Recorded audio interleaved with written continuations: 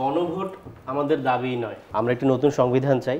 এই দাবির ভিত্তি হচ্ছে যে আমরা জুলাই সনদের আইনি ভিত্তি নিশ্চিত করতে চাই। তাহলে কেন না আগামী সংসদকে কনস্টিটিউয়েন্ট পাওয়ারটা দেওয়া হোক, নতুন সংবিধান প্রণয়নের ক্ষমতা। এনসিপির সবসময় দাবি ছিল গণপরিষদ, আমরা একটি নতুন সংবিধান চাই। এই দাবির ভিত্তি হচ্ছে যে আমরা জুলাই সনদের আইনি ভিত্তি নিশ্চিত করতে চাই। সেই কারণেই কিন্তু আসলে একটা নতুন সংবিধানের কথা, এবং নতুন সংবিধান হতে হলে কনস্টিটিউয়েন্ট পাওয়ার সহ একটা অ্যাসেম্বলি থাকতে হবে, যেটি শুধুমাত্র গণপরিষদের পক্ষেই সম্ভব। আজকে যে আলোচনাটি হলো, আমাদের সবাইকে তো আসলে রাজনৈতিক জায়গা থেকে কিছুটা ছাড় দিয়ে আমাদের বাংলাদেশের জন্য আমাদের সবাই কিছুটা ছাড় দিয়ে একটা জায়গায় আসতে হয়, এবং সেই জায়গা থেকে অন্যান্য দলও যথেষ্ট চেষ্টা করছে। আমরা আজকে সবার মধ্যে সদিচ্ছা দেখতে পেয়েছি, এবং আমাদের দল থেকেও কিন্তু আমরা যথেষ্ট চেষ্টাটা করছি যে একটা মাঝামাঝি জায়গায় আসার জন্য।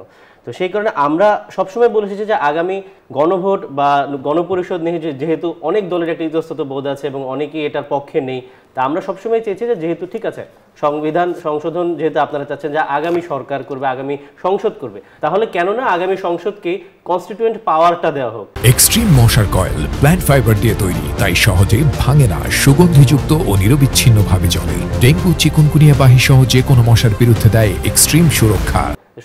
নতুন সংবিধান প্রণয়নের ক্ষমতা, সেই সূত্র ধরে যদি বলতে হয়, তাহলে আমরা একই সাথে নির্বাচনের সাথেই যে সংসদ নির্বাচন হবে সেদিনই যদি জুলাই সনদের আইনি ভিত্তি নিশ্চিত করার জন্য গণভোট আয়োজন করা হয়, একই সাথে জনগণ সেটিতে ভোট দিবে, এবং আগামী পার্লামেন্টকে আমরা একটি কনস্টিটিউয়েন্ট পাওয়ার দিতে চাচ্ছি, যেই কারণে অথবা একটি স্পেশাল পাওয়ার দিতে চাচ্ছি, যেই কারণে তারা যেই সংবিধানের যে মৌলিক কাঠামোগুলো সংশোধনীতে চেঞ্জ করা যায় না, এই ধরনের একটা প্রচলন আমরা দেখে এসেছি, আইনও আমরা দেখে এসেছি, এটি যেন আর না থাকে।